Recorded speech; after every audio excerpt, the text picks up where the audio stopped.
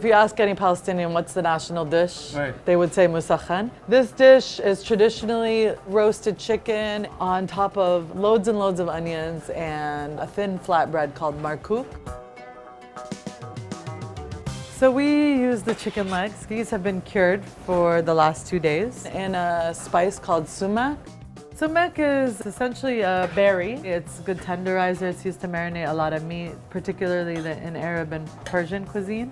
Then we're gonna do a spice mix called baharat.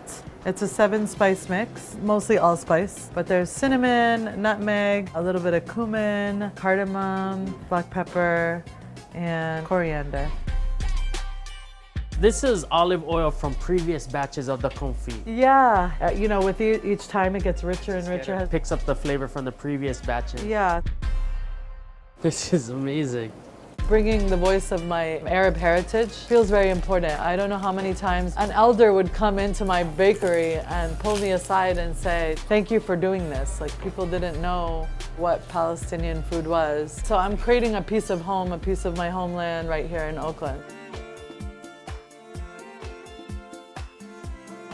And I went on a soul-searching trip with my father to Syria and Lebanon.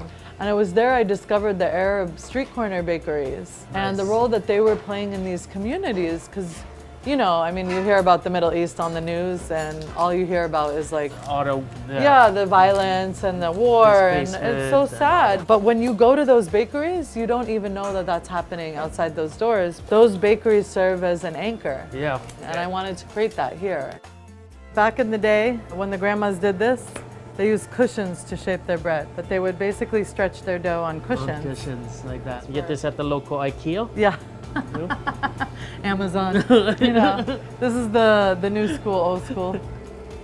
There you go. Until it bubbles up. The word for this bread is called markook, Markook. which means thin.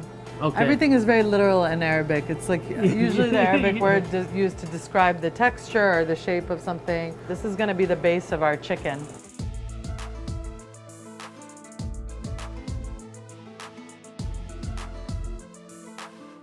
It's a dried wild thyme with sumac berry and sesame seed. All right. We're a gluten-positive space here. There's a tartness to it that I wasn't expecting it to have. That crispy, chewy. This is what my mom used to make us drive 20 minutes for to the Armenian bakeries that used to make this. And I didn't understand, why would we drive all that way? And later in life, I discovered it's like my parents were searching for home. This bread embodies that. Home is an elusive thing now. Whether you're a new immigrant who came here or a refugee who were forced from your homeland, or a Black resident who's lived here for ages and seeing their neighborhoods change around them, that concept of home is fleeting. And so what I really want to do is try to create that sense of belonging. That's the virtue of Arabs. That's the hospitality we bring. So I want to be able to bring that to the forefront.